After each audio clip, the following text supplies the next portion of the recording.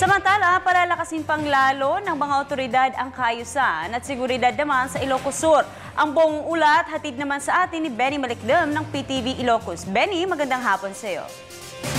Yes, magandang hapon, Princess. Nagpulong ang mga miyembro ng Provincial Peace and Order Council o PPOC sa lalawigan ng Ilocos Sur na dinaluhan ni Ilocos Sur Governor Ryan Luis Singson na nagsilbing presiding officer, Vice Governor Didi Sabeliano, mga miyembro ng Provincial Board, Philippine National Police, Armed Forces of the Philippines, PDRRMC at lahat ng mga ahensya at departamentong may kaugnayan dito.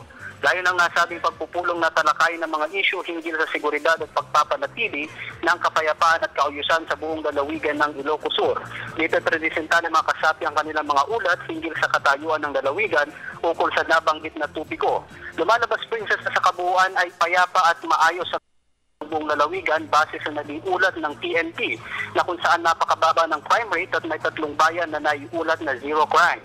Nakahanda naman ang AFP upang patuloy na proteksyonan at sugpuin ang ilang ulat ng insurhensya sa lalawigan ng Ilocos Sur. Kahanda naman sa panahon ng sakuna ang ipresentang ulat ng PDRRMC na kung saan ay kanilang inilatag ang mga kahandaan at sistema ng pagresponde ng PDRRMC sa panahon ng bagyo, baha o lindol. Natalakay din po sa open forum ang ilang mga isyu hinggil sa pagpapatupad ng ilang batas na makakatulong sa pagpapanatili ng seguridad at kapayapaan. May mga ilang rekomendasyon mga kasapi sa council upang maging mas epektibo ang pagpapatupad sa mga ito. Natalakay din sa pulong ang paghahanda para sa nalalapit na barangay election upang masigurado ang kaayusan ng nalalapit na halalan. Inaasahan, Princess, sa pamamagitan ng pulong na ito ay mas lalong mahihikayat ang mga turista at investors na pumunta sa lalawigan ng Ilocos Sur na kung saan ang kaayusan at seguridad ang isa sa mga pangunahing tinututukan ng pamahalaan nito.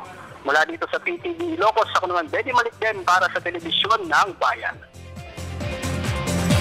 Maraming salamat sa iyo, Benny.